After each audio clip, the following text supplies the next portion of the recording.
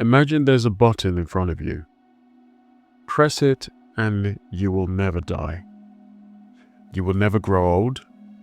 You will never get sick. No accidents can kill you. No weapons can touch you. You will be here tomorrow, and the day after that, and the day after that. Forever. There's just one problem.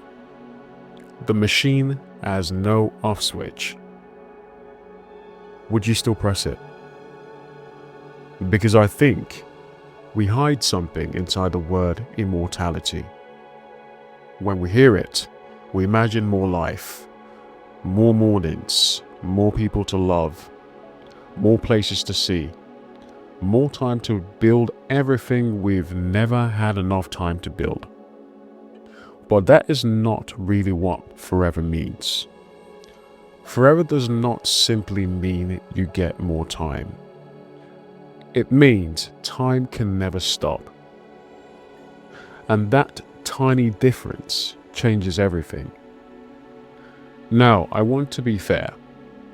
I'm not against living forever. If someone offered me another 500 healthy years, I'll probably take them. 8,000? Honestly, I would be tempted. Think about what you could do. You could master an instrument, figure half of it, then learn it again. You could change careers 20 times. You could watch cities rise around you. You could spend 1 century studying the ocean and another trying to understand space. You could meet generations of your own family that would otherwise never know your name. More life could mean more knowledge, more love, more chances to become someone different. That matters because some of the usual arguments against immortality are weaker than people pretend. People say you would outlive everyone you love. Maybe, but what if they could receive the treatment too? People say you would eventually become bored. Maybe, but human beings repeat the same pleasures constantly. We listen to the same songs, return to the same people, watch the same sky, and somehow it does not always feel the same. We forget things, we change. The world changes around us. No one knows whether the human mind would run out of reasons to live after 300 years, 3,000 years, or 3 million years. Then people say death gives life meaning. There may be some truth to that. A deadline can create urgency, but a deadline can also destroy a life before it has had the chance to become what it could have been. A song is not beautiful only because it ends. The middle still matters. So I do not think death is secretly good. And I do not think the desire to live longer is cowardly. The real problem begins somewhere else. It begins with the person who presses the button. You. Right now. Because you would not only be choosing for yourself today, you would be making a decision for every future version of yourself that will ever exist. The you who exists 10 years from now. The you who exists 10,000 years from now. The you who may no longer remember this room, this planet, or the reason immortality once looked attractive. We imagine our future self as basically us, just older. But over enough time, that person could become a complete stranger. Your values could change, your memories could fade. Everything you currently care about could become ancient history. Imagine being 5,000 years old. The language your mother spoke to you no longer exists. The street where you grew up is underneath a city nobody in your lifetime would recognize. Every photograph of your childhood has disappeared. Nobody remembers your parents. Nobody remembers your brothers and sisters. Nobody remembers your children. You have lived through so many versions of civilization that the person you were at 30 feels more like a character you once read about than someone you actually were. So here's the trap. If you change enough to survive eternity, then the person living forever may no longer be the person who asked for it. But if you never change, if you remain psychologically fixed, then forever becomes a different kind of prison. You would be trapped inside one personality while the entire universe changes around you. Either you lose yourself or you can never escape yourself. And both futures were chosen by a temporary person standing in front of a button. That is the part I can't stop thinking about. We normally allow people to change their minds. You can leave a job, end a relationship, walk out of a cinema, cancel a journey, log out of a game.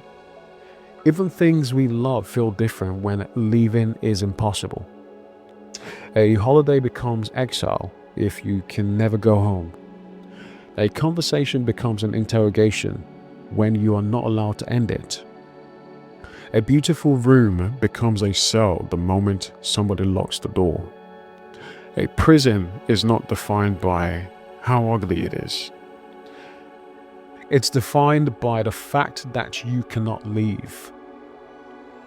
So the most important part of an immortality machine would not be the mechanism that keeps you alive. It would be the mechanism that lets you stop. Without that, immortality is not just a gift. It's a permanent decision made by somebody who cannot possibly understand its length.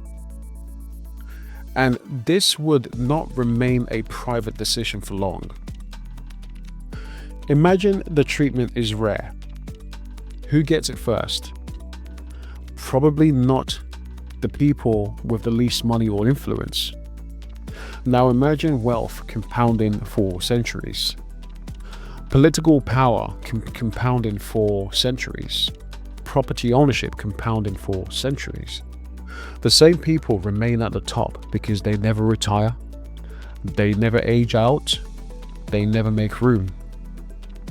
Death is not only a biological event, it is also one of the ways power and ownership eventually move from one generation to another.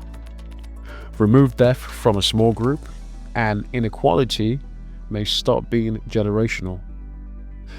It may become permanent. But giving immortality to everyone creates another problem. If people keep arriving and nobody leaves, something eventually has to give. Space, resources, or birth itself. An immortal society may have to decide that the people already alive have a greater right to exist than the people who have not been born yet. That doesn't prove life extension is wrong. Maybe these problems could be solved, but it exposes the hidden system inside the fantasy. We imagine immortality as one person defeating death, but in reality, we would rewrite family, power, ownership, and the right of future generations to enter the world. And even then, we still have not reached forever. 1,000 years is not forever. 1,000,000 years is not forever. 1,000,000,000,000 years is not forever. Every number you can name is still sitting at the beginning of eternity. To be truly immortal is not just to outlive your friends. It is to outlive every home you could ever have, every civilization, every planet, maybe every star you've ever looked at. At that point, the question is no longer whether you would become bored. The question is whether consciousness itself could be somewhere you are trapped. And this is where the simulation idea becomes interesting. Not as evidence. We do not know that reality is a simulation. We have no proof that death is a secret exit.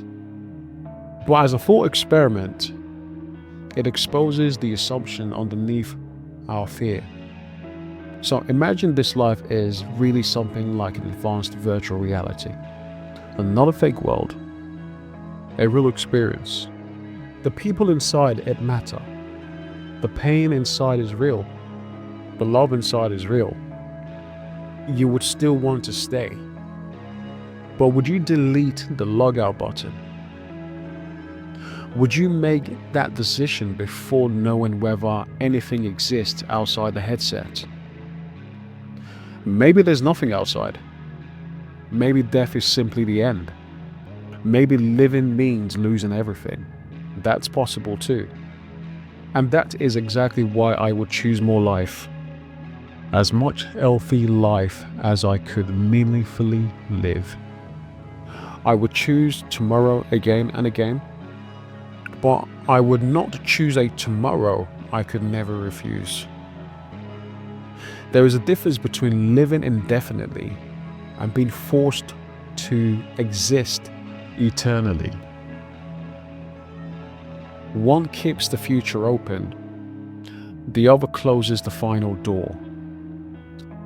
Maybe the perfect life extension machine would not promise to keep you alive forever.